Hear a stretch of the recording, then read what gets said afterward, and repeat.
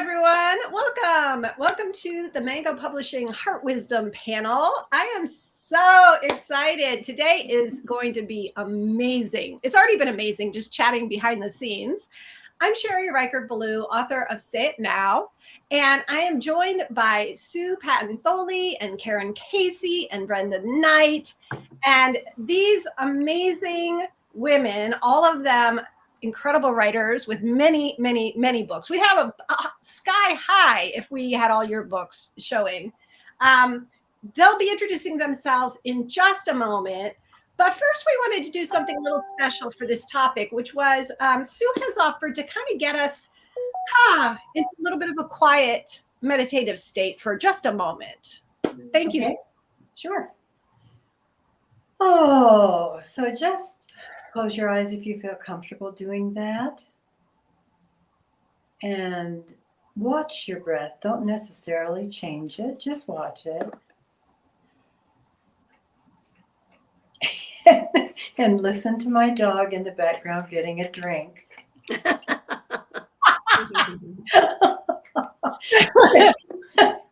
Which is interesting because that was sort of where I was going. Not drinking, but sort of drinking. So laughter is a good calmer, so that's good for us.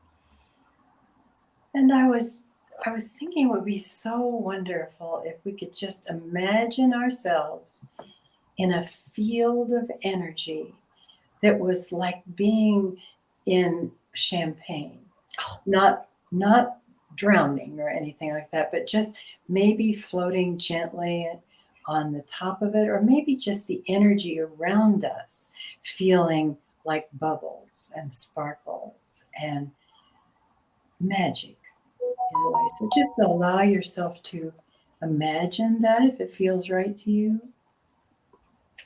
And if you're feeling, ornery, you can go poke a bubble or two. But just an effervescence that is effortless and uplifting.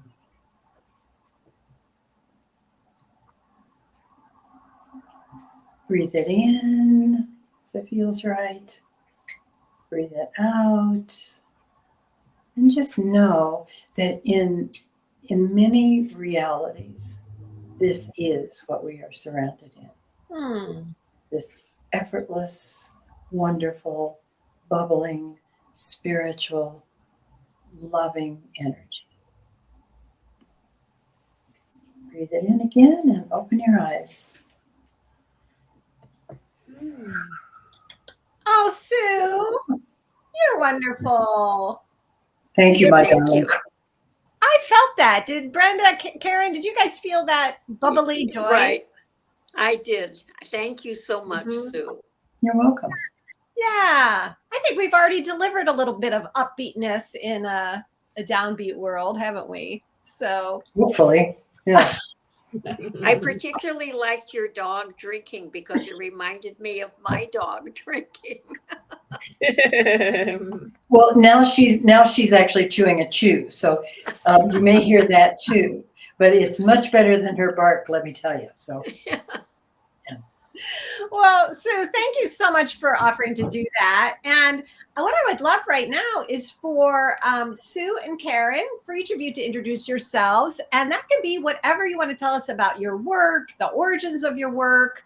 I would invite you to include one thing when you introduce yourself, which is, what is your current favorite practice for staying upbeat?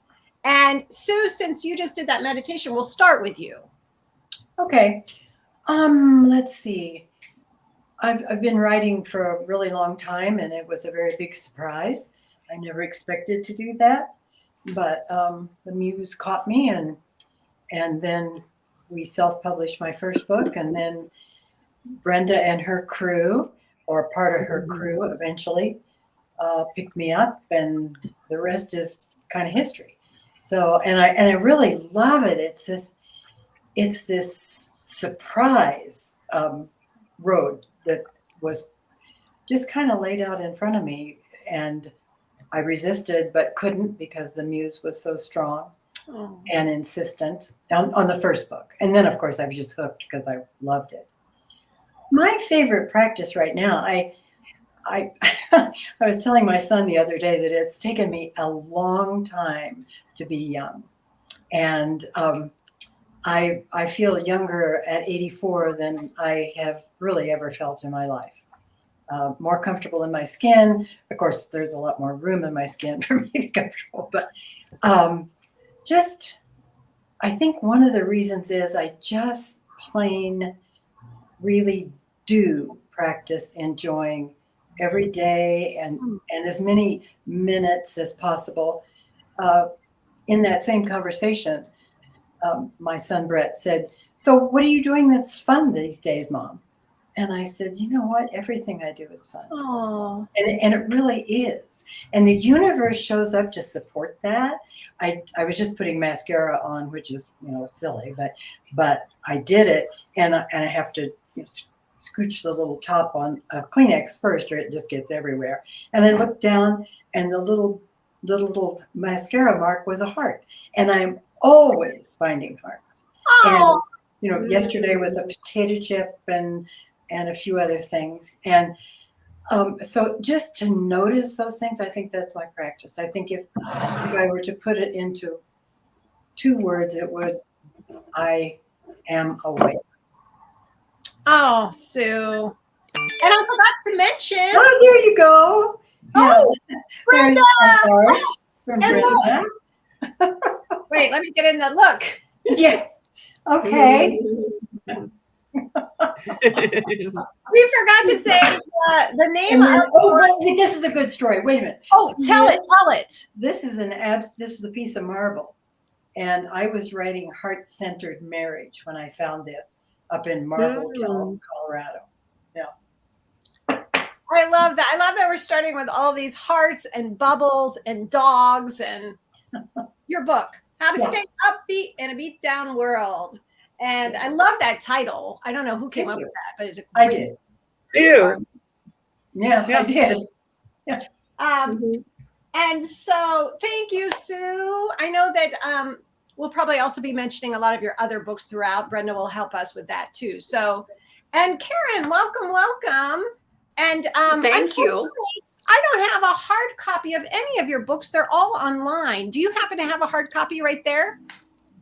I do. I have a hard copy of quite a few of them. You were going to, I have a hard copy, of course, of Each Day a Renewed Beginning right here next to me, and a hard copy of the Each Day a New Beginning workbook right here, which I intend to read something out of. I have hard copies on my bookshelves of lots of the books that I have written, including, well, not hard copies, but, copies. Because mostly everything isn't a hard copy anymore. So, but the workbook is really new. And I was just going to say the workbook is really new and really exciting. And people have been waiting, I think, 40 years for that. Yeah. And I wanted to read something out of it, but do you want me to go ahead and introduce myself before I do that? Yeah, let's do that. Let's do this. Let's have you introduce yourself and tell us your favorite upbeat practice. I'm going to read from your Each Day a Renewed Beginning, and then we'll have you read, if that's okay. Okay. Does that sound good? Yeah, that sounds terrific. And I am just a delighted writer. And I, like Sue, did not expect that would be the journey I would be making all my life. It wasn't really until, and my life started out as an out of control, off the rails alcoholic from that first drink at age 13. And, I never in my wildest dreams would I have imagined that someday I would end up in Alcoholics Anonymous. And I celebrated 48 years, May 24th. Yes. So, that just is an amazing thing to me too, to think that after I walked into that very first AA meeting more than 48 years ago, with a big bottle of Jack Daniels sitting in my apartment at home, that in fact I would go home that night and pour it down the drain and never take another drink. But nor did I realize that night that my life, that getting sober was going to take me on a whole new journey, not just a journey of sobriety, but a journey as a writer.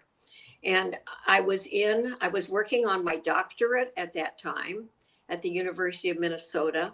And I did discover while I was in graduate school that there was something magical about writing that, I mean, I was surrounded by people who hated writing papers. And every time a professor assigned us a new paper to write, it was like I was, yes. I mean, I loved it because for me, sitting down and writing, um, something truly magical seemed to happen in my mind. I would just start writing and it flowed. And after I got sober, the way I ended up writing my very first book, which was Each Day a New Beginning, which celebrated 40 years about, well, a number of months back now. Um, I struggled to have a relationship with my higher power. And of course, getting sober, a part of that is let's have a good relationship with our higher power so we can stay sober. I had no relationship. I did not come into Alcoholics Anonymous with a belief in God at all. And I started writing, and it felt like I was having a conversation with God. And that's what became Each Day a New Beginning. And that simply opened the door for me to continue with many books. I've written more than 30 books now since I have been in these rooms of Alcoholics Oops. Oops, we're losing your sound. Anonymous. And there we and it is amazing when I look at you and I, and here we are still so actively involved in a pursuit that is so rewarding to each of us. And so I guess I would say that the thing that gets me going every single day is knowing that my purpose in life is still actively being fulfilled. And I'm working on a new book right now. And really every single day I sit down at my computer, and that is one of the things that excites me, is that I have a reason for getting up every day. And that's really what inspires me. I need that kind of an activity, I think, in my life, in order to continue fulfilling this purpose that I feel my higher power. So I sit, I meditate, I do a 7 a.m. meeting early in the morning, and then I begin to sit here and just kind of let that inner voice begin to talk to me, and it directs me for however long it feels like I need to sit here and write, and then I go about the rest of my day. But every day I end up feeling as though I have a reason. Karen, I think that we I'm sorry. Ever, Sue and Brenda, I just want to check. Are you able to hear Karen okay? No. Grow the need. Karen, can you hear me okay? A reason for getting out of bed every morning. Books for as long as Brenda wants books from me, because that's exactly what. Well, I'm never going to stop wanting them from both of you, Sue and Karen. So Out of bed every get ready morning. to keep So busy. my bus. Karen, we were able to catch, I was able to catch most of that. You were coming in and out a lot, and I'm not sure if you might want to log out and come back in and see if that fixes your audio. Oh, there she went. But what I heard, what I took away from that is that having that purpose, right? To me, what I kept hearing her say was having that strong purpose, and also that connection to her higher power, to God, having that higher power that she connects to every day. That's what I heard. How about you guys? Yeah, absolutely. And like if she gets her interwebs like hooked back up and is steady, when the time is right, I'm going to ask her about how she got on the path, because I know the story. And Oh, it's a gripping story that will have us all at the edge of our seat and clutching our hearts. And then anyone that is like watching and listening in the future, it's really moving and profound and powerful. That I wanted to answer Karen and say that, like, get ready for you and Sue to stay busy, because I'm going to keep wanting books. Can you More hear and me more and now? more and more books. yes. Hello. Welcome Can back. you hear me? Thank you. I'm sorry that I don't know what could have gone wrong, but can you hear me now? Yes, I can hear you much better. Sue, can you hear her okay? It was a little in and out. It's a little in and out. Mm-hmm. Brenda was just saying, before we ask Karen that, Brenda, though, I would love to hear from you and have you introduce yourself. Yeah, I was saying when the time was right, I knew that it was going to be later in the heart wisdom. Yeah, so I guess I want to start with like the practice first, maybe. Okay.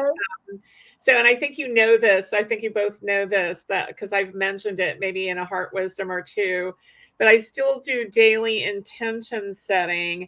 But like when I miss it, and it's like it's a daily ritual, it's very grounding, it really helps guide me. But like on the occasions that I miss it, I can tell, because like my day is discombobulated and like off center and everything. And daily intention setting is very simple for me. I express gratitude for like waking up and being alive, and like having the blessings that I have in my life, including the people. And my work is a blessing in my life, because I get to work with people like the three of you.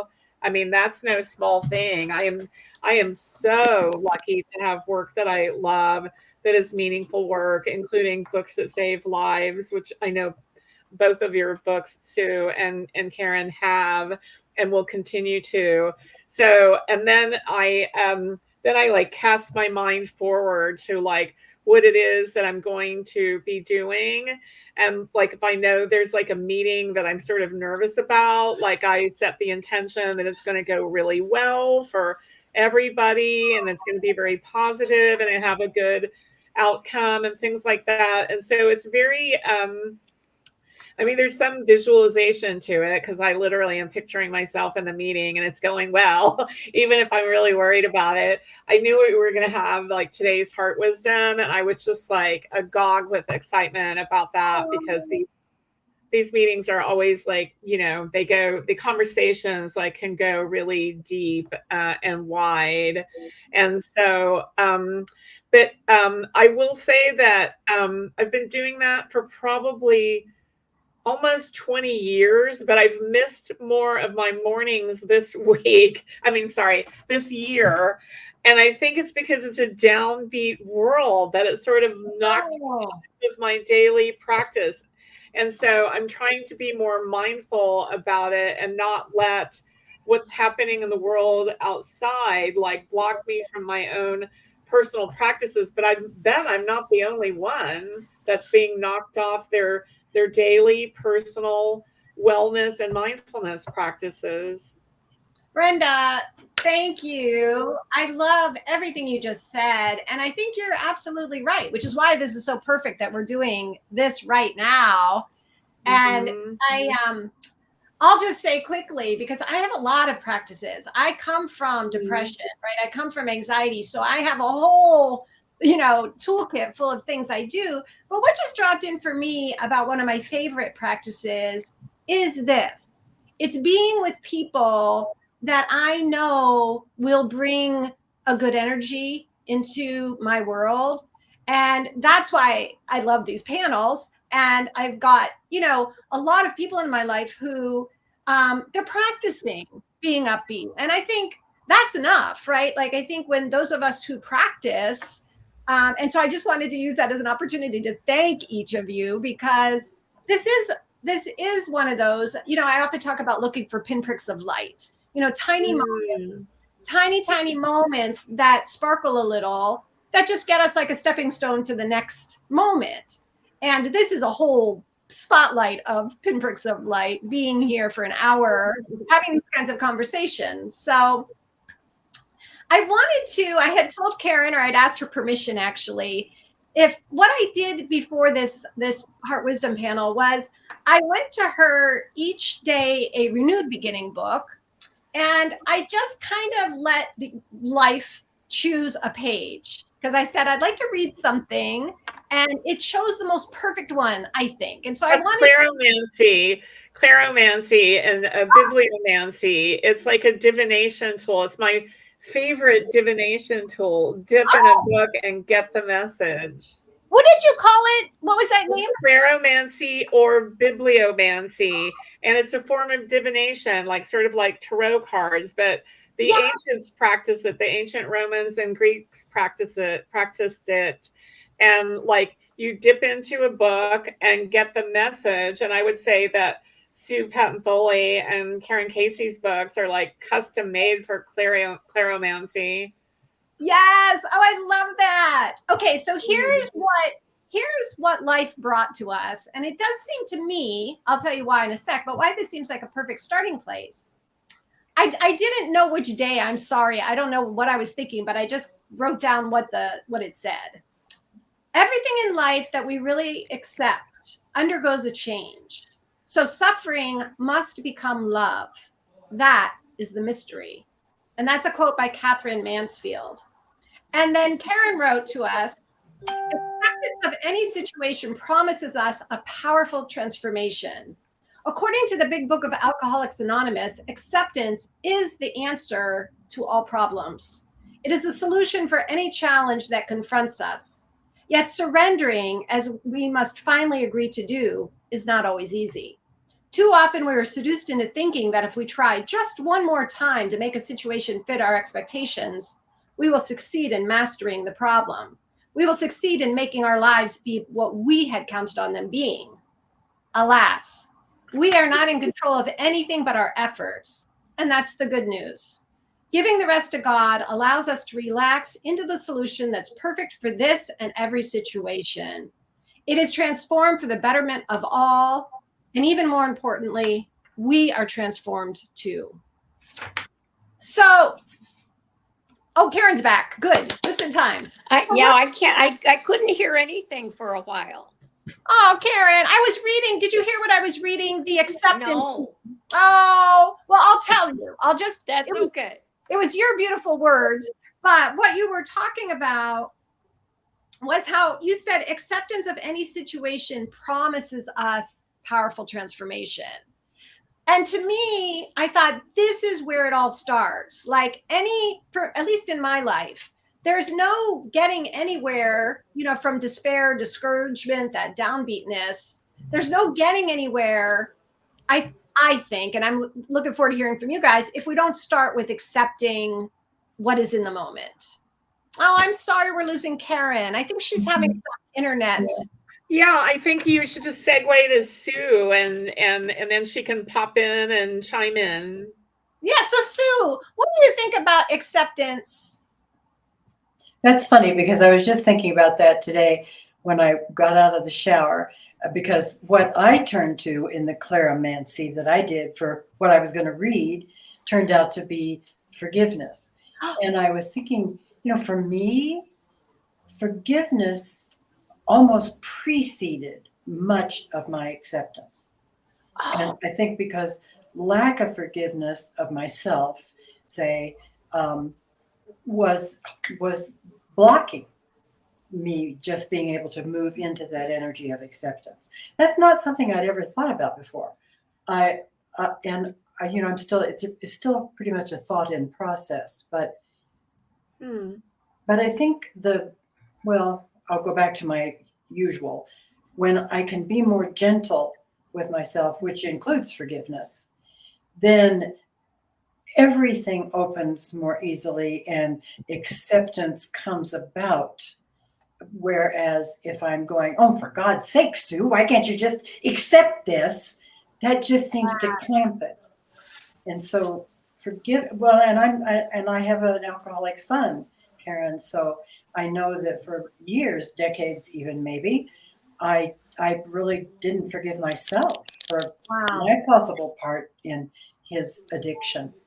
And when that happened, and I really did know that I had of course I screwed up. I was 21, when I had him, or 22, and dumb, unconscious, and I did the best I could, and he was always loved. But when I finally forgave myself for my perceived and real failures, then acceptance of the situation was able to come. Wow. And I just think that's my process, maybe, at least in that. And then I've had some changes in life and the wellness of some people, and not forgiving myself for resisting that.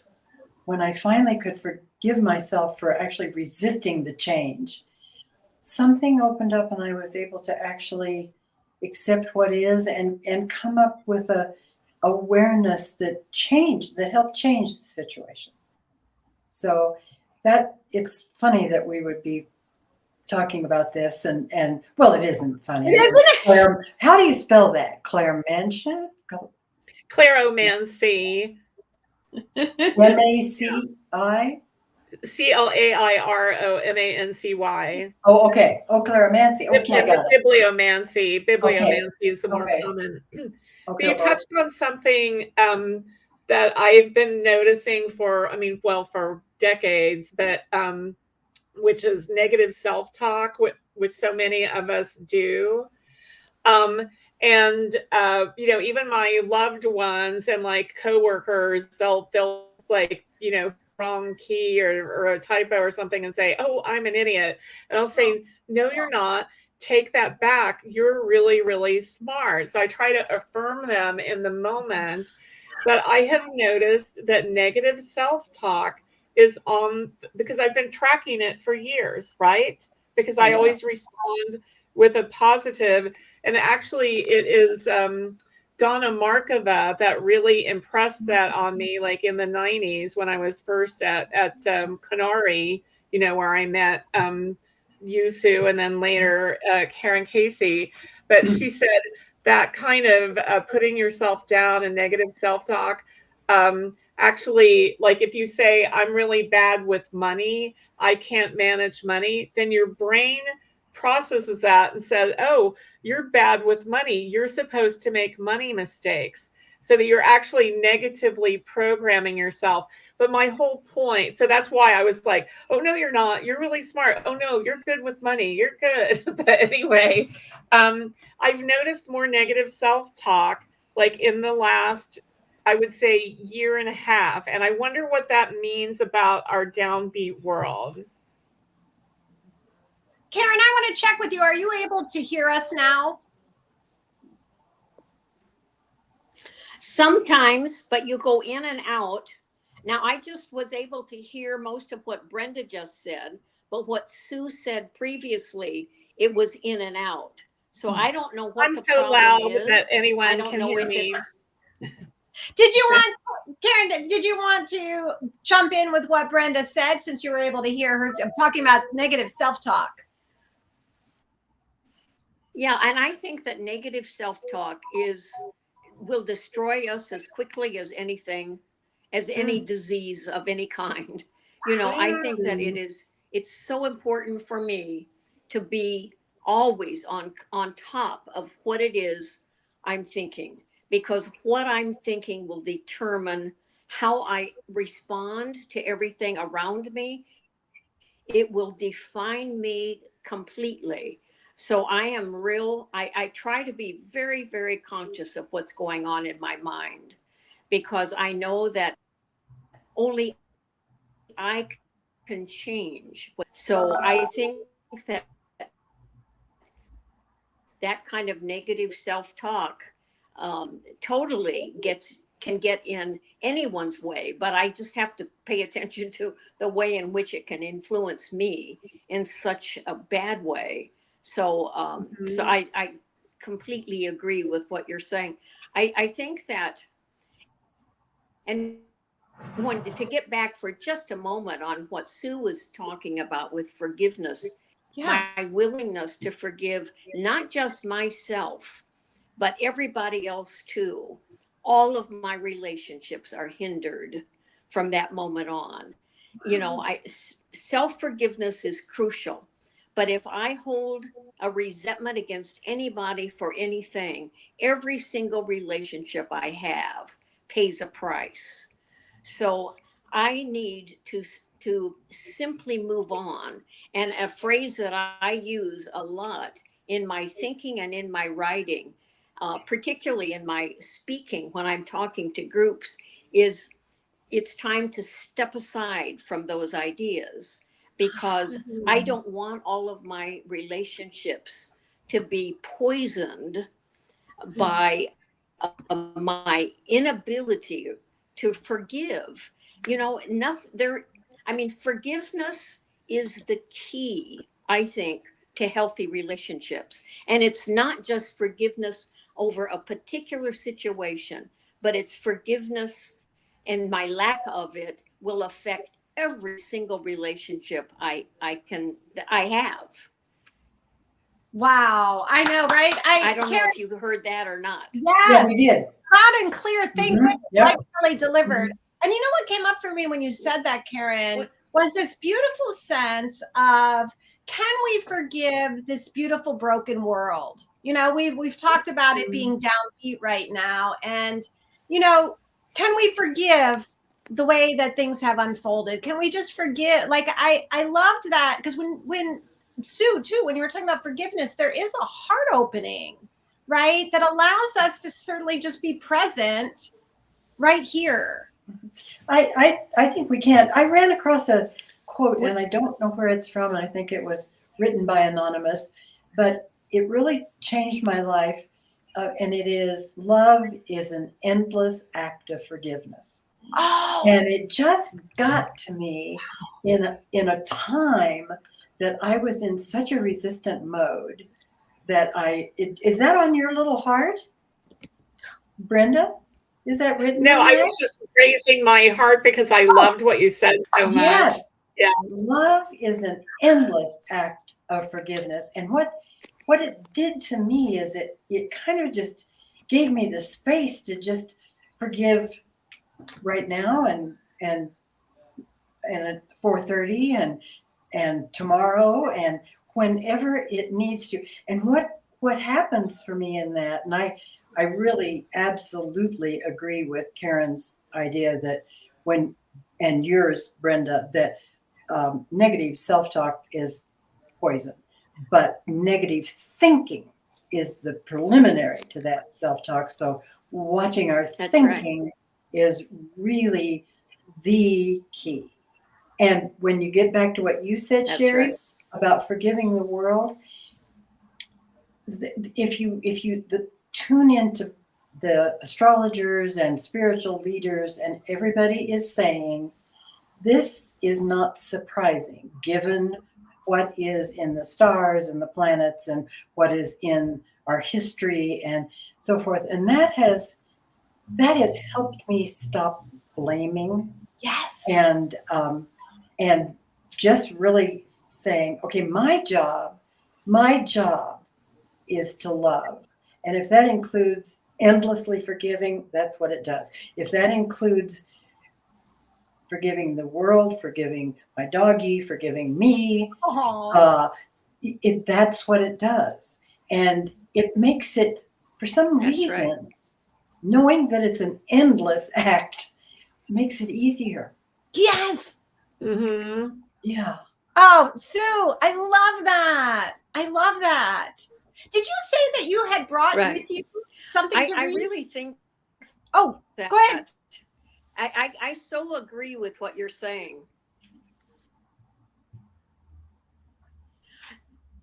Amen. I think that was an amen. Right. Right. And I did, You know, I found I found one of my quotes, but. No, what I was going to say is I really think that one of the things about the Course in Miracles and its focus is that, hear me? Well, we did. We don't know. I think you've lost me. Oh, no, we can hear you. Go for it. Keep saying we can hear you. It's just a little lagged. Okay, what I was saying was that I really think that a little brief mention of the Course in Miracles is really good right here, because the Course in Miracles refers to this crazy world we're living in right now as simply a classroom, that it really isn't the truth at all. It is like a dream, a collective dream that we're having, assignment, so to speak, in this classroom. And that assignment is what we're talking about here. That assignment is about being loving and forgiving and choosing to see spirit within everybody. It's about forgiving everybody all the time.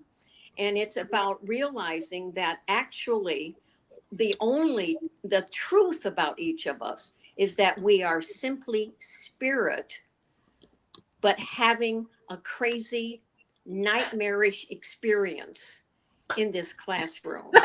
And that's helpful to me, because then I'm able to say, I don't have to get involved in the chaos in this classroom. I can, in fact, just look upon it, as the Course would say, rise above this battleground and know that what I'm supposed to be doing here is to serve as an example of a loving, forgiving person, and just let this crazy chaos be what it is, and know that I don't have to be a participant. And that gives me, that just gives me great relief, because I don't want to participate in all that craziness. Now, I do want to vote. I do want to do certain things in this classroom, but I don't have to get on my bandwagon in this classroom. Oh, Karen, I'm so grateful we can hear every word. And I'll get off of what? I said I was grateful we could hear every word of that. It was so perfect. Oh, thanks. There was a kahuna who I was studying with for a while named Serge King, and he said, energy flows where attention goes. At least he said it the first time I heard it. And that's what I'm getting from what you're saying too. If we put a lot of attention on the chaos and the heartache, and I think we all need to be compassionate, and we all need to send love and light and angels and so forth. Like, I don't know who could not be compassionate about a bunch of kids being killed on a soccer field. But the energy for me, instead of going to, oh my God, my kids have been on soccer fields for years and decades, and how would I feel, and how do these people feel? It's more to bring in light and love, and I happen to believe in angelic beings and so forth, so that my thoughts try to be adding to solace and compassion and peace, rather than I don't know how this, rather than letting myself go down the spiral of that grief and nightmare, as you mentioned, Karen, can take us. And Sue, what I love so much about, I really want to underscore what you're saying, because I think sometimes in our culture, we get a little confused thinking if we're outraged and if we're, like beating our fists and we're screaming, that is caring. And I think that that's part of the weird way some of us were raised. But what you're saying is that in these situations, the way that we can serve, this is my words, but I think the way that we can serve is to, not turn away from people's suffering, but to be a loving presence, right? To care. You use the word solace, which I thought was such a lovely word. Right. To be solace, right? To be medicine for people, to be a force that is offering a resting place, even. That's what I heard. I love that. Thank you. I woke up 2 mornings ago with this funny phrase in my head. Life is really easy. All you really need to do is listen. Oh. And I thought, wow, I think that maybe it's just for 80-year-olds because that's what we can still do. I mean, there's not a lot. I mean, there's some stuff I can't do anymore. That's just realistically. But the listening is very important. I would say maybe 15 years ago, I realized that listening is an act of love, and that most of us don't do enough of it because we're not acculturated to our culture that we live in. It doesn't put a premium on listening, but I think that that's something we can encourage as well. I mean, most people just and one of the things that I believe is that, everybody we encounter is quite intentional. We don't have any accidental visitors on our path. And I choose to believe that those people I'm encountering, I have encountered because I need to listen to what it is they need to share. That what they have to share is something that is going to help me on my path of better understanding. And, and I fail at that sometimes. I'm not always a good listener, as my husband would tell you, but I do believe human assignment here, that is one of the assignments that anybody who is on my path is not there accidentally. And that means at the grocery or on the street corner or at the meetings that I go to, and I go to a ton of them. Everybody has a reason for being there. And my reason for being there is so that I can listen to what they have to share. Karen, you've set this up perfectly for my big ask. Sue Patton Thoele mentioned that she believes in angelic beings, as do I. I think that I think there's good forces in the universe. And I wondered if you could tell us about when you got that knock at the door with the woman who had the financial planner binder. If you could tell us that story. All right. Well, when you were talking earlier, Sherry, about being suicidal, I certainly was a suicidal child too, and but nothing, I never ever acted on it. But after I had been sober about a year and a half, I was very close to suicide and had figured out exactly how I was going to do it. And I was going to turn on the gas. I had I rolled up all the towels to stuff them all around the windows. And, being sober a year and a half, I was suicidal because I could not connect with God. And this was prior to writing Each Day a New Beginning. And I look at all of that as kind of the intentional part of my journey. But as I was there in my kitchen, thinking, not thinking about how this was going to affect anybody. It was just thinking, I'm done. I can't go on with this. There is a knock at my door. And I was going to ignore it, but it was insistent. So I went finally to the door and just quietly said, "Who is there?" And there was this voice, and she said, "Pat, we have an appointment." And I opened the door just a crack.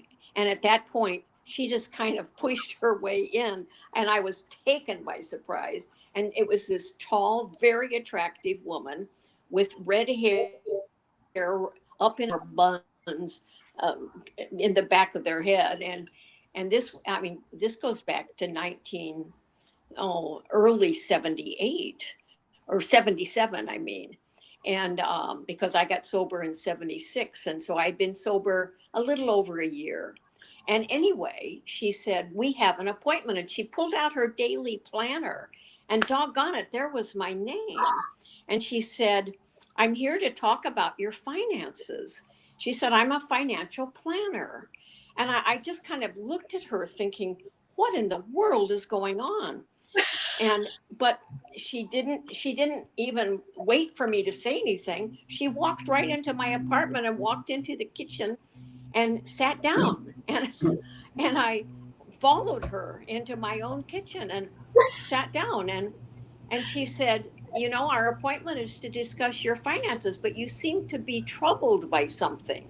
And I said, I'm just really, really depressed." And I said, "I'm a recovering alcoholic, and I'm just so depressed about so much, and I don't have any connection to God." And I was just kind of mumbling to her, and she said, "Oh, I understand." She said, "I know about depression, and my husband, he happens to be a recovering alcoholic too." And she said, "I just want you to know that everything is going to be okay." She said, "I want you to know that God is present across this abyss that you feel that's right in front of you. What you need to do is reach your hand across, and God will be there. God is there waiting to take your hand." And she said, "Everything, I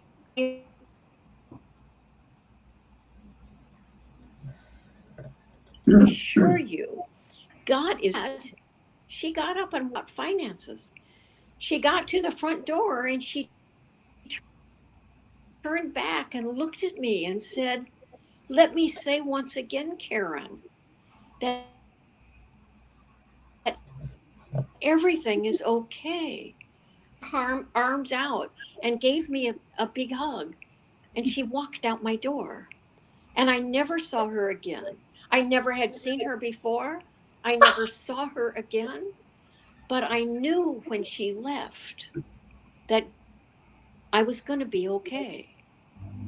And it was the most, I mean, I think back on that and it still gives me goosebumps that this absolute stranger to me knocks on my door and gives me a message that totally changes the trajectory of my life. So, talk about intentional visitors on our path. She was most definitely an intentional visitor on my path, or I would not be here today talking to you guys. It's Wow. I'm still just stunned by that experience. And you know what just dropped in for me is I just had the sense like she was an intentional visitor for you, but now she's an intentional visitor for all of us and anybody who's listening, right? That it's like you benefited from that experience, but now we all get to have her. That's I at least I felt that. I don't know, Sue and Brenda, I'm projecting that you do too, right? That sense that somebody's telling us everything's going to be okay. I'd love to Well, hear. the thing that I so often think about, Sherry, and all three of us, all three, you three, and myself too, is that had she not knocked on the door, I would never have written Each Day a New Beginning or anything else. So um, she really was instrumental in who I was becoming in my life, even though I had no idea at that time. Because it was after that experience that I sat down and began conversing with God, which became Each Day a New Beginning. So, I look at my experiences, and I'm sure it's true for Sue and for each of us. I look at the experience, all the experiences I've had in my life, and it feels as though it doesn't just feel, I know that they were absolutely what they had to be in order for me to wake up this morning in my house here in Minnesota to get ready for this event that we're having here. You know, that everything is absolutely connected to everything else. Mhm.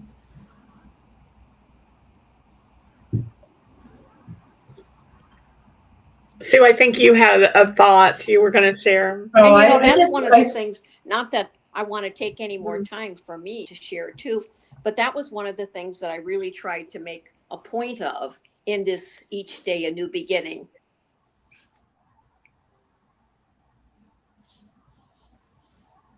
I can't hear.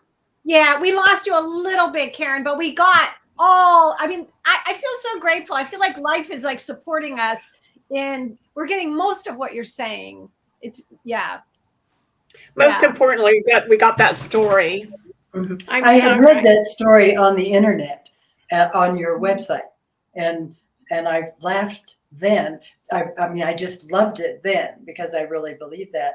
But now when I hear it here, and here she was redheaded, that I had an experience seeing one of my guardian angels in the dentist's office, and she was redheaded.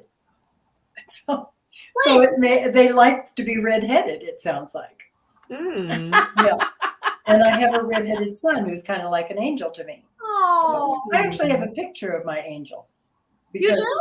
I did. I opened a catalog the day after I saw her, and there was this model in this catalog that has since gone belly up who looked like her. So, yeah. Hmm. So Brenda, I'm going to ask you, Wow. you had the intuition or the insight, the thought to make sure that Karen told that story. Can you say a little bit more? Like, so for, take us a little bit further with what that means to you. Well, when I first heard the story, I think it was in a heart, like an early heart wisdom, and I was floored by Karen's story, and it really touched me. And I think it filled me with hope that, like, people can be down and out, and like if you will just listen and pay attention and be open, like the universe will bring answers to you, bring new possibilities to you. The fact that like your financial planner slash guardian angel said reach your hand across the abyss, like, first of all, that's so poetic and beautiful, and like that's sort of just amazing to me that was part of what she said, that the main thing was everything's going to be okay, everything's going to be okay. um but I think that might even have like planted the seed in my mind about books that save lives, because and like I mentioned, both of you have written books that save lives, and I'm sure Sherry will bust a couple of those out one of these days. But because like several mango books, like have we've gotten letters from people, like I was really depressed, I was planning my suicide, like they had the plan like Karen did, and that like that they sort of gave it one last shot, like to like just try. Okay, they were casting about for a reason to live, and they found it, in one of the books Mango publishes. And we know that from Kim Colgrove and like Mindfulness for Warriors, like the ex, the first responders and the military veterans and ex-policemen and things like that that have found reasons to live in her book. And so, I think I think all of you have heard me say that we're, we came up with an imprint, which is Books That Save Lives. And the first of those is coming out in September, which is Suicide Prevention Month. And it's literally entitled Reasons to Live. And it gives like a whole, raft of like, a whole list of reasons to live, and then also resources so that people can get the help they need, like everything from, hotlines to call so that you can talk to somebody and tell how you're feeling, like emergency psychologist phone numbers that you can call, every kind of resource you need, like for this. And because I know that, like, again, like we're living in a beat down world, and it's easy to just get into a place where you feel hopeless. I know that it was a big moment in early spring when National Public Radio had a whole like half-hour segment on interviews with teenage girls, and the majority of them said they have no hope. They don't have any hope for the future. And kids are our future. So our future is telling us they don't have hope for the future. So obviously that is a wake-up call for all of us to do something. I know we need to get out and vote, but like we also need to, like, what can we do to like help, teens and tweens and young people and people of all ages feel that sense of hopelessness. So, that's the one thing I can do. I can look for and find authors and psychologists and psychiatrists and people that can write books so that we can help people with our books. So I guess I would just like to introduce like sort of a call to action. What can we do, to help people? What can we do to create more positivity in a downbeat world, and maybe even connect people with their guardian angel / financial. Well, and Brenda, I'm going to piggyback on that because it wasn't my idea, but it was a previous Heart Wisdom panel, and it was a different topic. But this is one of my all-time favorite ideas, and I've done it 1,000 times since then, which is if there's a book that, hopefully Mango, because we have so many amazing ones, but it could be any book, a book that has saved your life, to put it in little free libraries so that people can have access. After these calls, I'm always like so excited about the authors and the books. And I love to do that because there's also such, to me, I love the anonymous nature of it, that I know when I put it, I have a little free library, so it's easy for me right outside. But I love that it's like, I don't know who's going to need that book, but I do know that someone's going to, just like Brenda said, books save lives. I bet every single person could talk about a book that changed the course of their life. So, I just encourage people. I mean, we have, Sue and Karen have so many books, as do you, Brenda, that are just, filled with heart and wisdom and compassion, that if someone picked them up, I feel like it could change everything. Absolutely. And like Karen's books, I know, have helped millions of people and millions of women, and so have Sue Patton Thoele's. I mean, these are $1 million babies. They've sold millions of books, and it's because their books are so profoundly helpful. The Courage to Be Yourself, and like, I mean, like that is like, that if you have your self-esteem is wobbly and there's some negative self-talk and you're feeling bad about yourself, like get a copy of The Courage to Be Yourself. And I will say that if anybody wants a Mango book, like a Karen Casey or Sue Patton Thoele book to put in their little free library to help somebody on a downbeat day, like email me brenda.knight@gmail.com and I will send them to you, because like that is a very direct way that we can help, and it would be my honor to help. Oh, Brenda, this is partly, I know we have to go, we're at the top of the hour, but I just want to say, like, anyone who's come to any of these Heart Wisdom panels knows, like, Brenda is the publisher. I don't even think we said that, out loud, but Brenda is the publisher. And you lead with that kind of heart and that kind of true. I mean, and I've known you for a long time now. It's true love. And I just want to say thank you to you for that beautiful offer. But thank you for this, right? Oh, we're all here. We're all here because of Brenda's heart. And also, I want to give a special shout out to Karen, who went beyond everything to get here today. This was not a simple thing. And I love everything you went through to get to be with us today. And it was so important. And Sue, in your fun hat and your beautiful stories and your drinking dog and your meditation you brought us, I'm so grateful to all of you. Thank And you. I to you, and you, and you. That sounds like that Sound of Music. Yes. Thank you all so much. What a beautiful hour this was. Everybody, whatever you do it with love. Put love into action. Maybe get a book and put it in a little free library today. All right. Love you all. Bye-bye. Thank Bye. you. Bye. Thank you. Yes. How do I get Bye-bye.